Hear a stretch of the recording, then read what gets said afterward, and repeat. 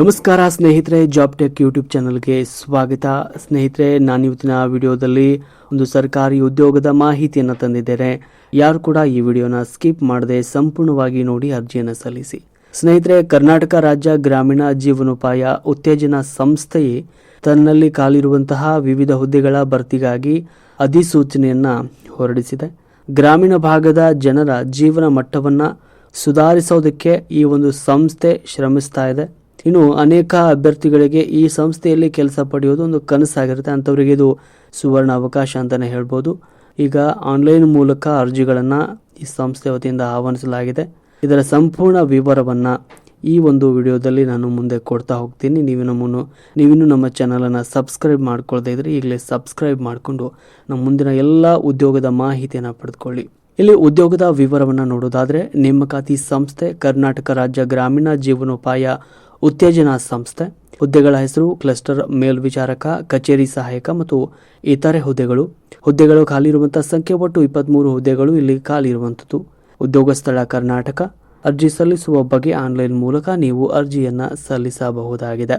ಹುದ್ದೆಗಳ ವಿವರವನ್ನು ನೋಡೋದಾದರೆ, ಈಗ ಹೊರಡಿಸಲಾದ ಅಧಿಸೂಚನೆ ಪ್ರಕಾರ ವಿವಿಧ ವಿಭಾಗಗಳಲ್ಲಿ ಹುದ್ದೆಗಳು ಲಭ್ಯವಿದ್ದು, ಕ್ಲಸ್ಟರ್ ಮೇಲ್ವಿಚಾರಕ ಈ ಹುದ್ದೆಗಳು 13 ಹುದ್ದೆಗಳು ಖಾಲಿ ಇವೆ. ಕಚೇರಿ ಸಹಾಯಕ 5 ಹುದ್ದೆಗಳು ಖಾಲಿ ಇವೆ. ಬ್ಲಾಕ್ ಮ್ಯಾನೇಜರ್ 3 ಹುದ್ದೆಗಳು ಹಾಗೂ ಜಿಲ್ಲಾ ವ್ಯವಸ್ಥಾಪಕರು 2 ಹುದ್ದೆಗಳು ಖಾಲಿ ಇದೆ. ಇನ್ನು ವಿದ್ಯಾರ್ಹತೆಯನ್ನು ನೋಡೋದಾದರೆ, ಕರ್ನಾಟಕ ರಾಜ್ಯ ಗ್ರಾಮೀಣ ಜೀವನೋಪಾಯ ಉತ್ತೇಜನ ಸಂಸ್ಥೆ ಈ ನೇಮಕಾತಿಗೆ ಅರ್ಜಿ ಸಲ್ಲಿಸುವಂತಹ ಅಭ್ಯರ್ಥಿಗಳು ಮಾನ್ಯತೆ ಪಡೆದ ವಿಶ್ವವಿದ್ಯಾಲಯ ಅಥವಾ ಸಂಸ್ಥೆಯಿಂದ ಕೆಳಗಿನ ಒಂದು ಅರ್ಹತೆಗಳನ್ನು ನೀವು ಹೊಂದಿರಬೇಕಾಗುತ್ತೆ. ಮುಂದೆ ಹೇಳ್ತಾ ಹೋಗ್ತೀನಿ.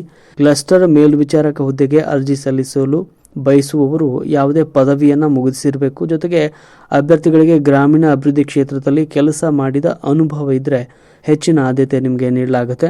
ಇನ್ನು ಕಚೇರಿ ಸಹಾಯಕ ಹುದ್ದೆಗೆ ಪದವಿ ಶಿಕ್ಷಣದ ಜೊತೆಗೆ ಕಂಪ್ಯೂಟರ್ ಜ್ಞಾನ ಮತ್ತು ಟೈಪಿಂಗ್ ಕೌಶಲ್ಯ ನಿಮಗೆ ಬೇಕಾಗುತ್ತೆ. ಜಿಲ್ಲಾ ಮತ್ತು ಬ್ಲಾಕ್ ಮ್ಯಾನೇಜರ್ ಹುದ್ದೆಗಳಿಗೆ ಸ್ನಾತಕೋತ್ತರ ಪದವಿ ಅಥವಾ MBA ಪದವಿಯನ್ನು ಪೂರ್ಣಗೊಳಿಸಿರಬೇಕು. ಅರ್ಜಿದಾರರಿಗೆ ಕನ್ನಡ ಭಾಷೆ ಓದಲು, ಬರೆಯಲು ಮತ್ತು ಮಾತನಾಡಲು ತಿಳಿದಿರಬೇಕಾಗುತ್ತೆ.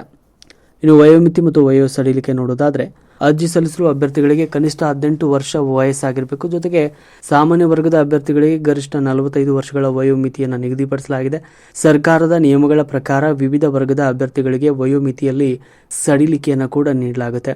ಪರಿಶಿಷ್ಟ ಜಾತಿ ಮತ್ತು ಪರಿಶಿಷ್ಟ ಪಂಗಡದ ಅಭ್ಯರ್ಥಿಗಳಿಗೆ 5 ವರ್ಷಗಳು, ಹಿಂದುಳಿದ ವರ್ಗಗಳ ಅಭ್ಯರ್ಥಿಗಳಿಗೆ ಅಂದರೆ 2A 2B 3A 3B ಅಭ್ಯರ್ಥಿಗಳಿಗೆ 3 ವರ್ಷಗಳ ವಯೋ ಸಡಿಲಿಕೆ ಇದೆ. ಮಾಜಿ ಸೈನಿಕರು ಮತ್ತು ಅಂಗವಿಕಲ ಅಭ್ಯರ್ಥಿಗಳಿಗೆ ನಿಯಮಾನುಸಾರ ಸಡಿಲಿಕೆ ಇರುವಂಥದ್ದು.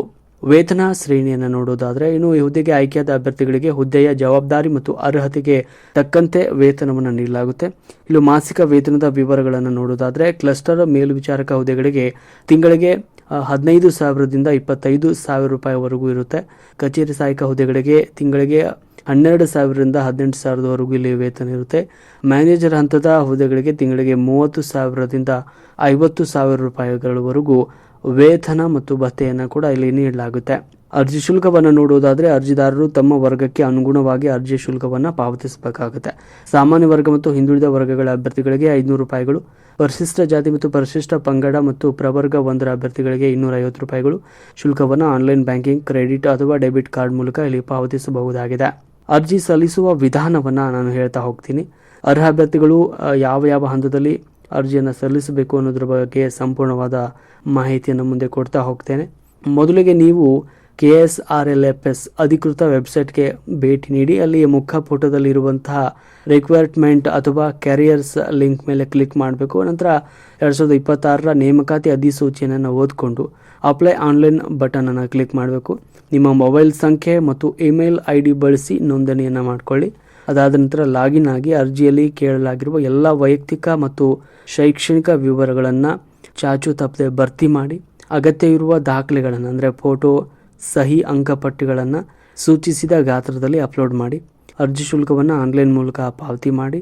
ಎಲ್ಲ ವಿವರಗಳನ್ನು ಮತ್ತೊಮ್ಮೆ ಪರಿಶೀಲಿಸಿದ ನಂತರ ಕೊನೆಯಲ್ಲಿ ಸಬ್ಮಿಟ್ ಬಟನನ್ನು ಕ್ಲಿಕ್ ಮಾಡಿ. ಕೊನೆಯಲ್ಲಿ ಅರ್ಜಿಯ ಪ್ರತಿಯನ್ನು ಡೌನ್ಲೋಡ್ ಮಾಡಿ ಪ್ರಿಂಟ್ ತೆಗೆದುಕೊಂಡು ಇಟ್ಕೊಳ್ಳಿ.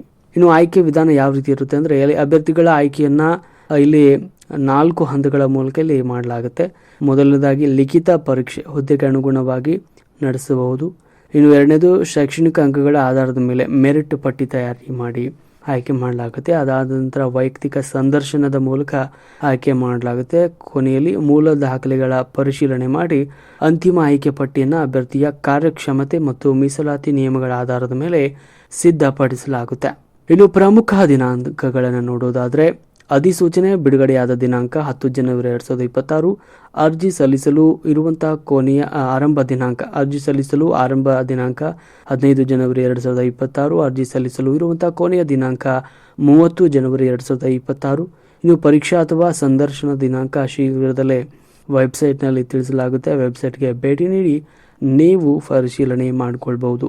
ಈ ವಿಡಿಯೋನ ನಿಮ್ಮ ಸ್ನೇಹಿತರಿಗೆ ಹಾಗೂ ಎಲ್ಲ ಉದ್ಯೋಗಾಕಾಂಕ್ಷಿಗಳಿಗೆ ಶೇರ್ ಮಾಡಿ.